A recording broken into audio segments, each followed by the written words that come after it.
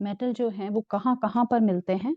और next topic रहेगा हमारा एक्सट्रैक्शन ऑफ मेटल, कि मेटल को अलग कैसे किया जाता है। अकरेंस ऑफ मेटल्स क्या है बेटा, देखो the earth crust is the major source of the metal. सबसे ज्यादा मेटल्स कहाँ पर मिलते हैं, अर्थ क्रस्ट में मिलते हैं। हमारी अर्थ की सबसे ऊपर वाली लेयर जो है उसको बोलते हैं अर्थ क्रस्ट में। Sea water also contains some soluble salt. Sea water में भी कुछ सॉल्ट आपको मिलते हैं। कौन कौन से सॉल्ट हैं, like sodium chloride, magnesium chloride, ये सी वाटर में मिलता है। द एलिमेंट और compound which occur naturally in the earth crust are known as minerals.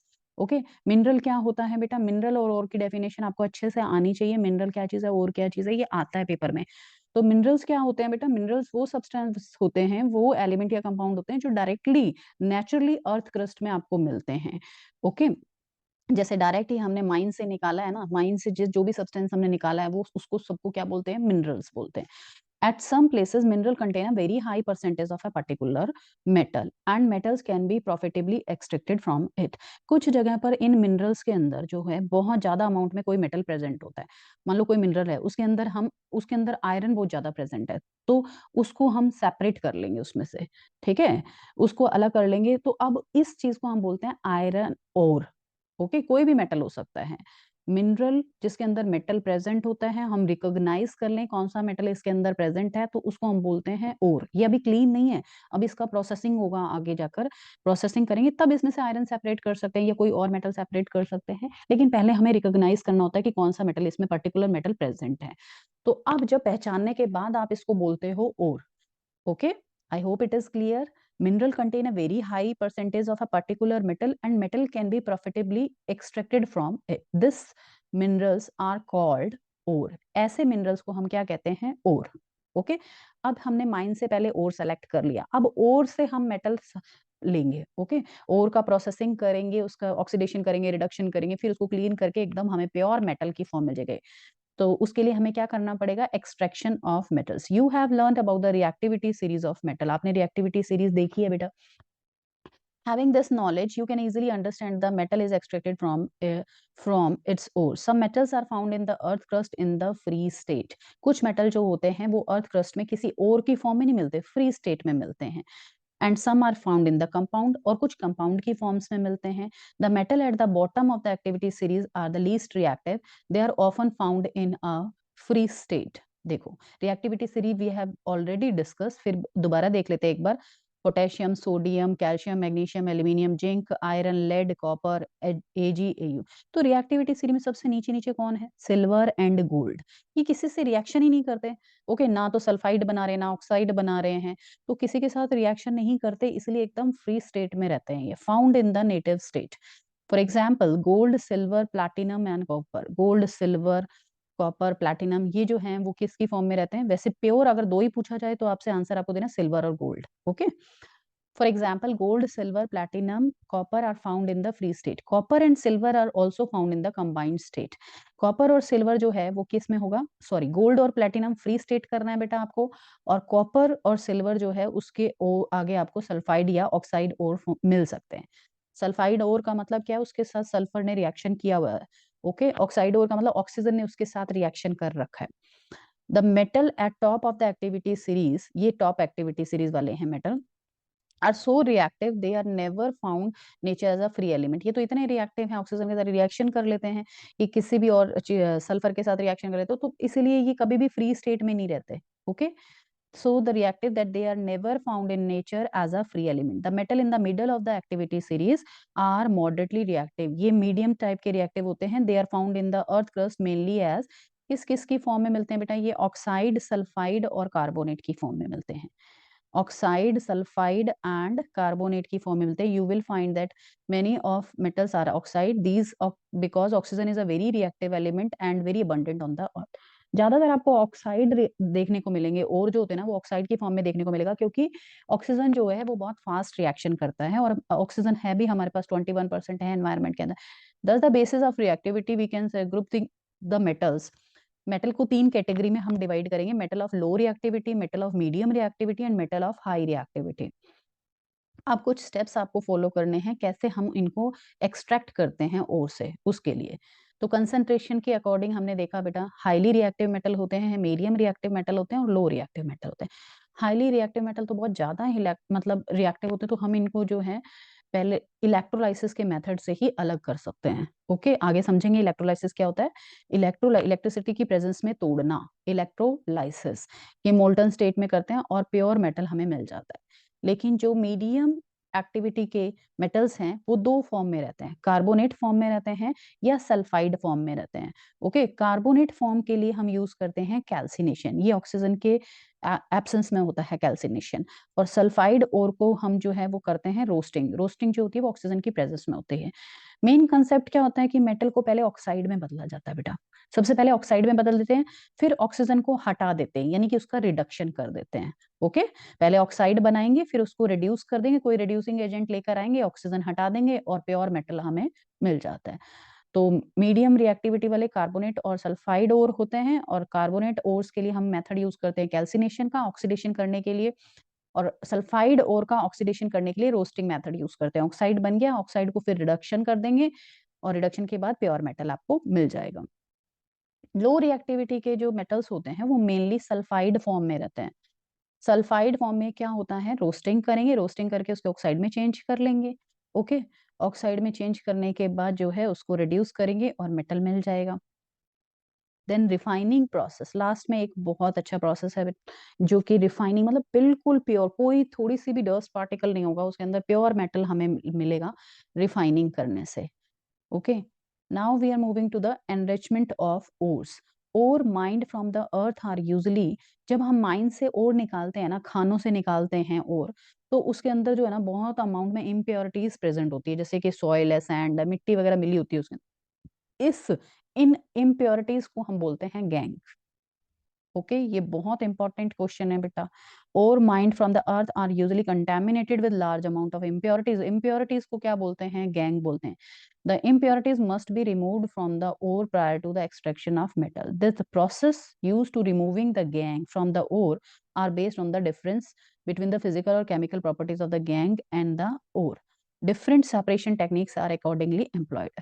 देखो, इन दोनों को अलग करने के लिए, गैंग को और मेटल को यूज कर अलग अलग करने के लिए हमें उसकी फिजिकल और केमिकल प्रॉपर्टीज का ध्यान रखना होता है। In the low activity series, metals low activity series metal जो होते हैं ना बेटा, वो सबसे कम रिएक्टिव होते हैं। The oxide of these metal can be reduce to metal by heating alone. Okay, पहले हम क्या करते हैं, सबसे पहला हमारा स्टेप क्या होता है क्लीनिंग का, कि सबसे पहले हम ऑक्साइड बनाते हैं, फिर उसका रिडक्शन कर देते हैं और प्योर मेटल हमें मिल जाता है। पहले ऑक्सीजन जोड़ते हैं, फिर ऑक्सीजन हटाते हैं। तो यहाँ पर ऑक्सीजन हटाने के लिए बहुत सिंपल तरीका है, ये जो है गर्म करने पर ही इसमें से ऑक्सीजन रिड्यूस हो जाती है। Okay, for example cinnabar, cinnabar क्या चीज है बेटा, सिनाबार का फॉर्मूला होता है HgS, ये एक मरकरी का ओर है। ओके, मरकरी का ओर है HgS। Cinnabar when it is heated in air, cinnabar को जब हम गर्म करते हैं एयर के अंदर, सिनाबार को जब गर्म करते हैं ना एयर के अंदर, तो ये किस में कन्वर्ट हो जाता है, ऑक्साइड में कन्वर्ट हो जाता है, मर्क्यूरिक ऑक्साइड में कन्वर्ट हो जाता है। Mercuric oxide is then reduce to the mercury on further heating. Mercuric oxide को फिर गर्म कर देंगे हम, गर्म करने पर ही वो किस में कन्वर्ट हो जाएगा, मरकरी के अंदर। बिल्कुल सिंपल है, पहले ऑक्साइड बनाना है तो ऑक्सीजन के साथ रिएक्शन करेंगे, ठीक है, ऑक्साइड बन जाएगा, ऑक्साइड को हम गर्म करेंगे तो फिर क्या हो जाएगा, मरकरी में वो रिड्यूस हो जाएगा, सिर्फ आपको प्योर मेटल यहाँ पर मिल जाएगा। Mercuric oxide is then reduce to the mercury.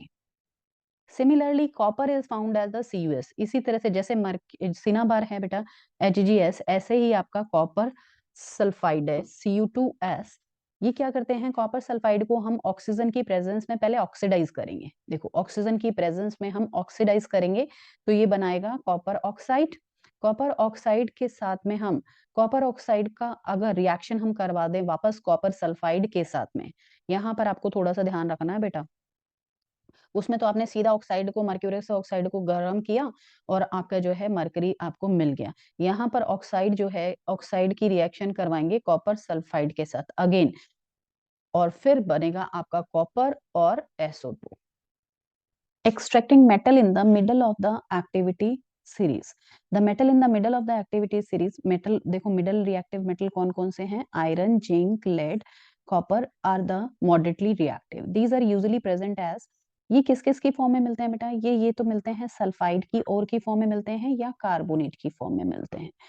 It is easier to obtain a metal from its oxide as compared to sulfide and carbonate.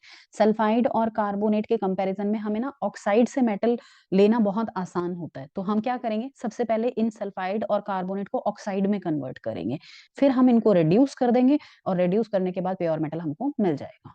Okay, it is easier to obtain a metal from its oxide as compared to the sulfide and carbonates. Therefore, prior to reduction of the metal, sulfide carbonate must be converted into the oxides. सबसे पहला step है oxide में convert करना। The sulfide ore are converted into oxides by heating strongly in the presence of excess air.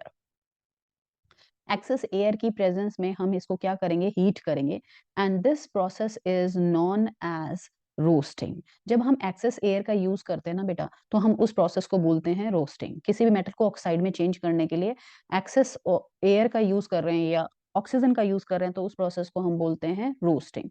बहुत important है। The carbonate ore are change into oxide by heating strongly in limited air. लेकिन carbonate ore के साथ, ये हम sulphide ओर के साथ roasting use करते हैं, ज्यादा ऑक्सीजन लेते हैं। कार्बोनेट ओर के लिए हम कम ऑक्सीजन लेते हैं। ओके, आप थोड़ा सा ऐसे निमोनिक्स बनाएगा, कार्बोनेट का मतलब कम, कम ऑक्सीजन चाहिए उसको। क्या कम ऑक्सीजन वाले को कैल्सिनेशन बोलते हैं। Carbonate ores are change into oxide by heating strongly in limited air and this process is known as calcination. जब लिमिटेड एयर की प्रेजेंस में हम गर्म करेंगे, कम ऑक्सीजन की प्रेजेंस में गर्म करेंगे, ऑक्सीजन बनाएंगे, ऑक्साइड बनाएंगे सॉरी, तो हम उसको बोलते हैं calcination.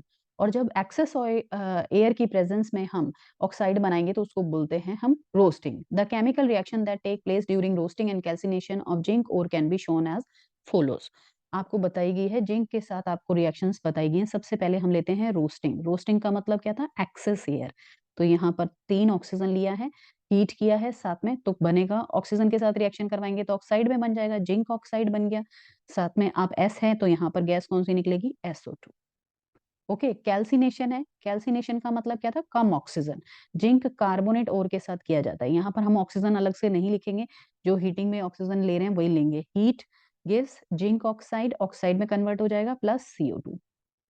The metal carb oxide are then reduce. अब ये ऑक्साइड बन गए दोनों, अब इनको हमें रिड्यूस करना है, यानी ये ऑक्सीजन हटानी है इसके अंदर से। तो corresponding metal by using suitable reducing agent. अब ऑक्सीजन हटाने के लिए हमें क्या लेना पड़ेगा बेटा, रिड्यूसिंग एजेंट लेने पड़ेंगे, सच एज कार्बन। आप 2 रिड्यूसिंग एजेंट याद रख लो, कार्बन और aluminium, the best reducing agent. For example, when zinc oxide is heated with carbon, it is reduced to metallic zinc, ZnO plus C। Carbon लिया, अब ये कार्बन एक reducing agent है। ओके, तो ये क्या करेगा, ऑक्सीजन को यहाँ से हटा देगा, तो जिंक मेटल मिल गया और ये ऑक्सीजन इसके साथ ऐड हो गया, कार्बन मोनोऑक्साइड। सिंगल ऑक्सीजन है तो मोनोऑक्साइड, 2 ऑक्सीजन है तो डाइऑक्साइड होता है, यहाँ पर मोनोऑक्साइड। और ये रिएक्शन हम ऑलरेडी पढ़ चुके हैं ऑक्सीडेशन रिडक्शन रिएक्शन के अंदर, क्योंकि इसके अंदर ऑक्सीडेशन भी हो रहा है और रिडक्शन भी हो रहा है। Okay, you are already familiar with the process of oxidation reduction. Obtaining metal from their compound is also reduction process. Already familiar with the process of oxidation reduction. Oxidation reduction आपने बेटा पढ़ा है first chapter के अंदर, explain in the first chapter. Obtaining metals from their compound is also reduction process. Okay, अब वो कह रहा है कि रिडक्शन प्रोसेस के अलावा भी आप कुछ यूज कर सकते हो। बिसाइड यूजिंग कार्बन, कार्बन आप ना यूज करना चाहो ना, तो उसकी जगह पर metal oxide to metal, sometime displacement reaction can also be used. Okay, reducing agent की फॉर्म में अगर आपको कार्बन यूज नहीं करना, तो आप डिस्प्लेसमेंट रिएक्शन का भी यूज कर सकते हो। डिस्प्लेसमेंट रिएक्शन क्या थी, हमने पढ़ी थी। Displacement reaction, highly reactive metal जो होता है ना, वो लेस रिएक्टिव मेटल को उसके कंपाउंड में से डिस्प्लेस कर देता है। तो highly reactive metal such as sodium, calcium, aluminium are used as, ये हाईली रिएक्टिव मेटल हैं, इनको हम जो है डिस्प्लेसमेंट रिएक्शन में जो है दूसरे मेटल को डिस्प्लेस करने के लिए यूज कर सकते हैं, हाईली रिएक्टिव मेटल्स को। रिएक्टिव मेटल्स जो होते हैं such as aluminium, sodium, potassium, ये जो होते हैं वो डिस्प्लेस कर देते हैं, because they can displace the metal of the lower reactivity. Lower reactivity वाले मेटल को उसके कंपाउंड में से ही डिस्प्लेस कर देते हैं। For example, when manganese dioxide MnO2, manganese dioxide is heated with aluminium powder. Okay, aluminium के साथ इसको गर्म करते हैं, तो क्या बनता है बेटा, रिएक्शन ये होती है कि एल्यूमिनियम का, देखो MnO2 था, एल्यूमिनियम एक हाईली रिएक्टिव मेटल है, तो एल्यूमिनियम क्या करेगा, ये मैग्नीज को डिस्प्लेस कर देगा, हटा देगा इसको, मैग्नीज को कहेगा कि आप लेस रिएक्टिव है, आप हट जाओ, मैं हाईली रिएक्टिव हूँ, तो ये खुद इसके साथ रिएक्शन कर लेगा, Al2O3 बना देगा और मैग्नीज को अलग बाहर निकाल देगा, डिस्प्लेस कर देगा। ओके, इसलिए इसके बाद हमें आराम से जो है अपना मेटल मिल गया और साथ में हीट बनेगी। Can you identify the substance that are getting oxidise? आपको इसमें से पता चल रहा होगा बेटा कौन सा ऑक्सीडाइज, और एल्यूमिनियम यहाँ पर देखो ऑक्सीडाइज हो रहा है, ऑक्सीजन ऐड हो रहा है ना, और मैग्नीज डाइऑक्साइड इसमें क्या हो रहा है, रिड्यूस हो रहा है, तो ये ऑक्सीडेशन रिडक्शन रिएक्शन भी है। These displacement reaction are highly exothermic, ये रिएक्शन जो होती है ना बेटा बहुत ज्यादा अमाउंट में हीट इवॉल्व करती हैं ये। The amount of heat evolve is large that the metals are produce in the molten state, वो जो है कभी मेटल पिघल भी जाता है। In fact the reaction of iron oxide with aluminium, ये आयरन ऑक्साइड है, इसकी रिएक्शन अगर हम एल्यूमिनियम के साथ करवाएंगे ना तो इतनी ज्यादा हीट इवॉल्व होती है कि हम इसको लोहे की ट्रैक जोड़ने के, जो रेलवे ट्रैक्स होते हैं ना, तो वो टूट जाते हैं, तो हम उसको जोड़ने के लिए ये वाली रिएक्शन का यूज करते हैं। आयरन ऑक्साइड की रिएक्शन एल्यूमिनियम के साथ करवा देते हैं और उससे क्या होता है, एल्यूमिनियम ऑक्साइड बन जाता है, आयरन हमें मिल ही जाता है मेटल, और हीट इवॉल्व होती है, तो हीट की हेल्प से जो वो मेटल है ना आयरन मेल्ट हो जाता है और यहाँ पर उसको हम जोड़ पाते हैं। आप देखें thermite reaction, joining the railway tracks, very very important thermite reaction भाई। Iron oxide reacts with aluminium, gives iron plus aluminium oxide and heat, and the huge amount of heat toward the top of the activity series। जो सबसे ज्यादा active metal होते हैं उनको कैसे extract करते हैं इसमें हम सीखेंगे बेटा। The metals high up in the reactivity series are very reactive, जो रिएक्टिविटी सीरीज में सबसे टॉप पर मेटल्स प्रेजेंट हैं वो ज्यादा रिएक्टिव होते हैं। They can not be obtain from the compound by heating with carbon, वो ना कार्बन जैसे रिड्यूसिंग एजेंट से हीट करने पर अलग नहीं हो सकते हैं। ओके, देखो कार्बन की एफिनिटी जो होती है ना वो कम होती है और ऑक्सीजन की बहुत ज्यादा होती है, ये हाईली रिएक्टिव मेटल है, ऑक्सीजन के साथ रिएक्शन कर लेंगे, कार्बन जैसे ही ऑक्सीजन को निकालने की कोशिश करेगा फिर ये वापस से ऑक्सीजन के साथ रिएक्शन कर लेंगे, क्योंकि ऑक्सीजन ज्यादा भी है और वैसे भी जो मेटल है ये हमारे हाईली रिएक्टिव है, तो हमारा कार्बन जो है ना यहाँ पर थोड़ा कमजोर पड़ जाता है। For example carbon can not reduce the oxides of sodium, magnesium, calcium and aluminium, इन सभी मेटल के ऑक्साइड्स को कार्बन है वो रिड्यूस नहीं कर सकता। Okay, this is because these metal have more affinity for oxygen. ऐसा क्यों होता है, क्योंकि इनकी ऑक्सीजन के साथ जुड़ने की क्षमता जो होती है ना वो ज्यादा होती है। These metal are obtained by the electrolyte, फिर हम क्या करेंगे इसके लिए हम एक प्रोसेस करेंगे बेटा, that is known as electrolytic reduction. यहाँ पर हम इलेक्ट्रोलाइटिक रिडक्शन करेंगे। For example sodium, magnesium and calcium are obtained by the electrolysis of their molten chloride. ये जितने भी मोल्टन क्लोराइड की फॉर्म है, जैसे सोडियम क्लोराइड है, मैग्नीशियम क्लोराइड है, कैल्शियम क्लोराइड है, इन सब का इलेक्ट्रोलाइसिस कर कर हम मेटल अलग से सेपरेट कर लेंगे। फॉर एग्जाम्पल एक लेते हैं, जैसे सोडियम क्लोराइड है, NaCl है, सोडियम क्लोराइड का ब्रेकडाउन कैसे होगा बेटा, Na प्लस और Cl नेगेटिव, ठीक है, कैटायन और एनायन की फॉर्म में होगा। The metals are deposit at cathode the negatively charge electrode. देखो कैथोड पर बेटा क्या होगा, ये Na प्लस जो है एक इलेक्ट्रॉन ले लेगा यहाँ पर, क्योंकि इसके पास एक इलेक्ट्रॉन की कमी है, प्लस का मतलब क्या होता है एक इलेक्ट्रॉन इसके पास नहीं है ये, तो एक इलेक्ट्रॉन लेकर ये सोडियम की फॉर्म Na की फॉर्म में जो है वो डिपोजिट हो जाएगा किसके ऊपर, कैथोड के ऊपर। ओके, अब एनोड पर देखेंगे हम क्या होगा, एनोड पर Cl माइनस जो है क्लोराइड आयन जो है, ये क्लोराइड आयन ये क्या करता है, इसके पास इलेक्ट्रॉन एक्स्ट्रा है तो ये इलेक्ट्रॉन देकर क्लोरीन की फॉर्म में डिपोजिट हो जाता है। Okay, I hope it is clear. Cathode पर Na प्लस इलेक्ट्रॉन लेकर Na में कन्वर्ट हो जाता है सोडियम में, और यहाँ पर एनोड में क्लोराइड के पास जो है एक्स्ट्रा इलेक्ट्रॉन है वो इलेक्ट्रॉन देकर क्लोरीन में कन्वर्ट हो जाता है। तो कैथोड पर आपको मिलेगा सोडियम और एनोड पर आपको मिलेगी क्लोरीन। इस तरह से आप ये हाईली रिएक्टिव मेटल को सेपरेट कर सकते हैं। Similarly aluminium is obtained by the electrolytic reduction, इसी तरह से एल्यूमिनियम भी इलेक्ट्रोलाइटिक रिडक्शन से अलग किया जा सकता है एल्यूमिनियम ऑक्साइड के ओर से। ओके, एल्यूमिनियम ऑक्साइड ओर है, उससे हम इलेक्ट्रोलाइटिक रिडक्शन करेंगे तो क्या मिल जाएगा, हमें एल्यूमिनियम मिल जाएगा। Metals from the electrolyte is deposited on the cathode, the soluble impurities go into the soluble। जो impurities है वो किस में चली जाएंगी, solution में चली जाएंगी, और इन impurities को ही हम क्या कहते हैं बेटा, anode mud। The insoluble impurities settle down at the bottom of anode and are known as anode mud corrosion। Corrosion क्या होता है बेटा? एयर या मॉइस्चर की प्रेजेंस में कोई मेटल अगर डिस्ट्रॉय होना शुरू हो जाता है तो हम उसको बोलते हैं कोरोजन। तो कुछ एग्जाम्पल से समझते हैं। पहला एग्जाम्पल है हमारे पास सिल्वर का। चांदी की जो भी बर्तन या चांदी के ऑर्नामेंट्स है वो धीरे धीरे जो है काले होने शुरू हो जाते हैं, become black after some time. ऐसा क्यों होता है? क्योंकि जो चांदी है बेटा वो रिएक्शन कर लेती है एनवायरमेंट में सल्फर के साथ। ओके, सल्फर के साथ रिएक्शन कर कर सिल्वर सल्फाइड की एक कोटिंग अपने ऊपर जमा कर लेती है और इसीलिए वो हमें ब्लैक दिखाई देती है। Silver sulphide, silver reacts with sulphur and make silver sulphide. Silver article black क्यों, क्वेश्चन पूछा जाएगा सिल्वर आर्टिकल ब्लैक क्यों दिखाई देंगे, तो आपका आंसर होगा कि वो सल्फर के साथ रिएक्शन कर कर सिल्वर सल्फाइड की एक लेयर डिपॉजिट कर लेते हैं अपने खुद के ऊपर, तो इसीलिए हमें जो है वो ब्लैक दिखाई देते हैं। नेक्स्ट एग्जाम्पल लेते हैं कॉपर का। कॉपर जो है वो साफ कॉपर जो होता है वो मतलब थोड़ा ब्राउन कलर का होता है और उसके ऊपर अगर कार्बन डाइऑक्साइड की कोटिंग आ जाए ना तो वो ग्रीन कलर का हो जाता है बेटा। Copper reacts with carbon dioxide in the air, slowly loses its shiny brown surface and gains green coat. Green colour का हो जाता है। This green substance is known as copper carbonate.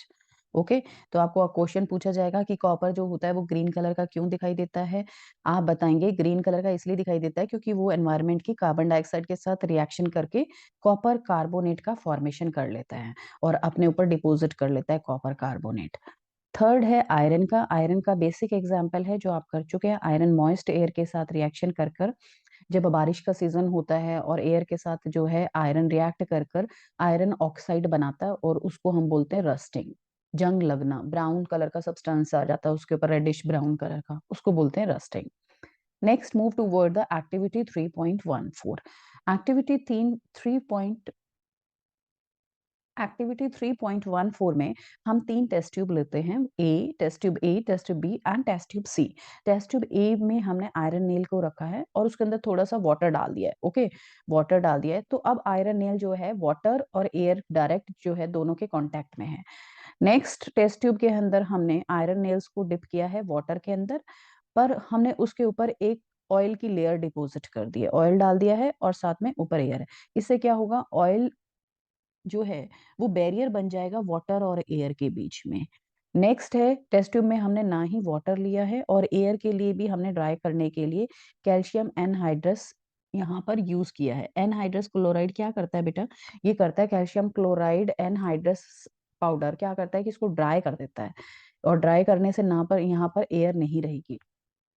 Third test tube में हम calcium anhydrous डाल देते हैं, calcium chloride का एनहाइड्रस पाउडर डाल देते हैं जिससे एयर जो होती है वो ड्राई हो जाती है, इसीलिए एयर कांटेक्ट में नहीं आएगी। तो हमने इस ऑब्जर्वेशन में क्या देखेंगे बेटा, वाटर है एयर है तो इसमें रस्टिंग होगी। यहाँ पर वाटर है बट एयर नहीं है, एक कंपोनेंट मिसिंग है तो यहाँ पर रस्टिंग नहीं होगी। और यहाँ पर देखो दोनों कंपोनेंट ही नहीं है, ना एयर है ना वाटर है, तो रस्टिंग का चांस ही नहीं है। तो यहाँ पर रस्टिंग, तो इन दोनों टेस्ट ट्यूब में, test tube B and test tube C में रस्टिंग नहीं होगी और ए वाले टेस्ट ट्यूब के अंदर रस्टिंग होगी। Okay, you will observe that iron is rust in test tube A. आपने देखा कि रस्टिंग का प्रोसेस टेस्ट ट्यूब ए में हुआ। ओके, क्योंकि यहाँ पर दोनों फैक्टर्स प्रेजेंट थे, वाटर भी प्रेजेंट था और एयर भी प्रेजेंट था। Both the factors are available for test tube A. Test tube B के अंदर बेटा सिर्फ एक ही फैक्टर प्रेजेंट था, दैट इज ओनली वाटर, इसीलिए यहाँ पर रस्टिंग नहीं हुई है क्योंकि यहाँ पर एयर प्रेजेंट नहीं थी। और थर्ड टेस्ट ट्यूब के अंदर ना तो एयर प्रेजेंट थी और ना ही वाटर प्रेजेंट था, तो दोनों फैक्टर ही अवेलेबल नहीं थे। तो फर्स्ट वाले में रस्टिंग होगी बेटा, सेकंड वाले में नहीं, बी वाले में नहीं होगी और सी वाले में भी रस्टिंग नहीं होगी। Next and final topic for this chapter is prevention of corrosion. आपने देखा कि कोरोजन कैसे कैसे होता है, एयर और वाटर की प्रेजेंस में कोरोजन हो रहा है, तो उसको रोकने का क्या क्या प्रोसेसेस हैं। आप कोरोजन को बेटा प्रिवेंट कर सकते हो पेंटिंग के थ्रू, किसी मेटल पर पेंट कर दो तो ताकि जो है उसमें एयर डायरेक्ट कांटेक्ट में नहीं आएगी। ऑयलिंग कर सकते हो, ग्रीजिंग कर सकते हो, गैल्वेनाइजेशन कर सकते हो, क्रोम प्लेटिंग कर सकते हो, एनोडाइजिंग कर सकते हो और एलॉयज बना सकते हो। इन टर्म्स को हम एक एक करके समझेंगे। सबसे पहले ये जनरल बेसिक चीजें हैं जो आपको पता है, पेंटिंग, ऑयलिंग, ग्रीजिंग, ग्रीजिंग भी ऑयलिंग लगाना होता है। ओके, गैल्वेनाइजेशन क्या होता है? गैल्वेनाइजेशन वो मेथड होता है बेटा जिसके अंदर हम स्टील या आयरन के मेटल के ऊपर, ठीक है, जिंक की लेयर लगा देते हैं। ठीक है, कोई आयरन है, आयरन का मेटल है, उसके ऊपर जिंक की कोटिंग कर देते हैं हम। स्टील का मेटल है, उसके ऊपर जिंक की लेयर चढ़ा देते हैं। जिंक की लेयर को चढ़ाना ही क्या कहलाता है? गैल्वेनाइजेशन कहलाता है। Galvanization is a method of protecting steel and iron from the rusting by coating them with a thin layer of zinc. The galvanized article is protected against rusting. अब ये protect हो गया है. Even if the zinc coating is broken, can you reason out of it? Zinc coating जो है वो break हो रही है, तो इसका मतलब ये है कि वो मॉइस्चर या एयर के कांटेक्ट में ज्यादा है. ओके, लेकिन बेस्ट मेथड है to protect the corrosion. Alloying क्या होता है बेटा? नेक्स्ट टर्म आ रही है हमारे पास एलोइंग. एलोइंग होता है 2 या 3 मेटल, हमको जैसे मेटल ले लिया, एक नॉन मेटल ले लिया, या 2-3 मेटल्स ले सकते हैं, मिक्स कर देना है, मिक्सचर. क्योंकि सबकी प्रॉपर्टीज अलग अलग है ना, तो एक जो चीज प्रिपेयर होगी ना वो काफी रेजिस्टेंस प्रिपेयर होगी. Alloy is a very good method of improving the properties of a metal. We can get the desired properties of this method. For example, iron is the most widely used metal. सबसे ज्यादा use किए जाने वाला metal कौन सा है? Iron. But it is never used in its pure state. Pure state में use नहीं कर सकते क्योंकि प्योर स्टेट में मेटल जो होते हैं ना हमेशा सॉफ्ट होते हैं. Pure iron is very soft and stretches easily when the hot. गर्म करेंगे तो बहुत जल्दी स्ट्रेच हो जाएगा. But if it is mixed with a small amount of carbon, अगर उसको थोड़ा सा कार्बन के अमाउंट के साथ गर्म करेंगे ना और यूज करेंगे, it become hard and strong. ये क्या हो जाएगा? हार्ड हो जाएगा.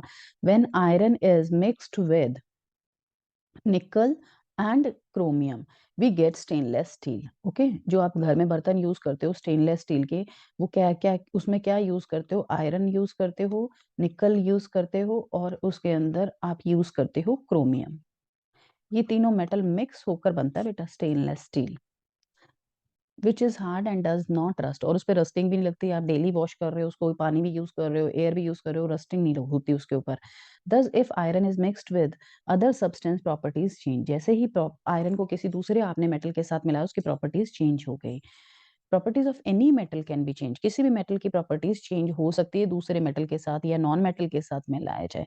alloy is a homogeneous mixture of two or more metal और metal and a non metal. दोनों हो सकता है बेटा. ये चीज आपको ध्यान रखनी है. बच्चे गलती करते हैं यहाँ पर. मेटल्स का मिक्सचर नहीं है वो, मेटल्स का भी हो सकता है और non metal plus non metal का भी मिक्सचर हो सकता है. It is prepared by first melting by primary metal and then dissolving the other metal into definite proportion. एक मेटल को मेल्ट कर लेंगे, बाद में दूसरा मेटल उसके अंदर मिक्स करते हैं. Okay, I hope it is clear. और गोल्ड जो है वो 24 कैरेट का होता है, 24 carat. It is pure gold जो होता है वो बहुत सॉफ्ट होता है, इसीलिए हम इसकी ज्वेलरी नहीं बना सकते हैं. तो इसके लिए हम इसमें अदर मेटल मिक्स करेंगे.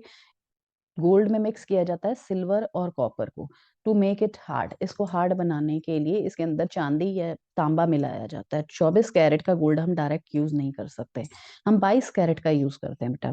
22 कैरेट का मतलब क्या होता है? इसके अंदर 22 पार्ट जो होगा, 22 पार्ट जो होगा वो गोल्ड का होगा, 2 पार्ट जो होगा अदर मेटल का होगा. 22 part of pure gold and the alloyed with 2 part of the copper और सिल्वर.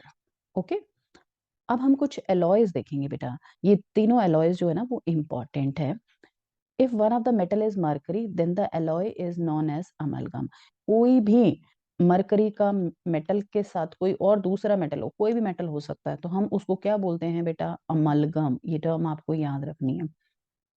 एक मेटल मरकरी होगा, इसमें दूसरा मेटल कोई भी हो सकता है, तो इस सब्सटेंस को हम क्या बोलते हैं? अमलगम.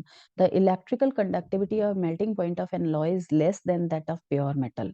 ठीक है, इलेक्ट्रिक कंडक्टिविटी तो कम ही होगी ना प्योर मेटल के कंपैरिजन में. एलॉयज की एलॉयज जो होते हैं वो लेस कंडक्टर होते हैं. For example brass.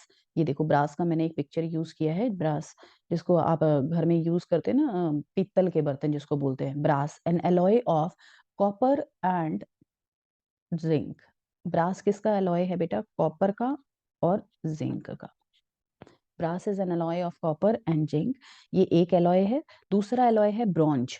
ब्रॉन्ज एक जिसको हम कांसा बोलते हैं लोकल लैंग्वेज के अंदर, वो होता है कॉपर और टिन से बना हुआ होता है. Okay, bronze is the mixture of bronze is the mixture of copper plus tin. Brass is the mixture of copper and zinc and bronze is the mixture of, ये देखो जेड इसमें आ रहा है लेकिन यहाँ पर जिंक है. ध्यान रखना थोड़ा सा इस बात का. कॉपर एंड जिंक यहाँ पर है ब्रास में, एंड कॉपर और टिन है ब्रॉन्ज के अंदर. नेक्स्ट है थर्ड इज सोल्डर. सोल्डर जो होता है एलॉय वो बना होता है बेटा लेड और टिन का. Okay, lead and tin have low melting point and used for the welding electrical wires. ये इलेक्ट्रिकल वायर में यूज किया जाता है ये वाला मेटल. यहाँ पे मैंने सोल्डर का जो है पिक्चर भी ऐड किया है. ये वायर्स बनाई जाती है सोल्डर की, and it is made up of lead and tin. एक छोटा सा आपके जो है नोट दिया हुआ है यहाँ पर, the wonder of ancient Indian metallurgy, the iron pillar. एक ये आयरन पिलर है बेटा, दिल्ली के अंदर आयरन पिलर है, और कुतुब मीनार के पास में ही है ये, दिल्ली के अंदर। बिल्ट मोर देन 1600 ईयर, बहुत 1600 साल पहले का बना हुआ है। Iron workers of India, they had develop a process which prevented iron from rusting. It is a quality of rust resistance. It has been examined by scientists from all the part of world. The iron pillar is 8 metre high. ये जो iron pillar है ना, इसके ऊपर rusting नहीं लगती है, क्योंकि ये लॉयस का बनाया और मेटल मिक्स किए हुए हैं इसके अंदर। The iron pillar is 8 metre high, 8 metre ऊंचा है, एंड वेट इसका 6 टन है, यानी 6000 kg का ये बना हुआ है। I hope your chapter is clear. We have already discussed line to line. So please subscribe our channel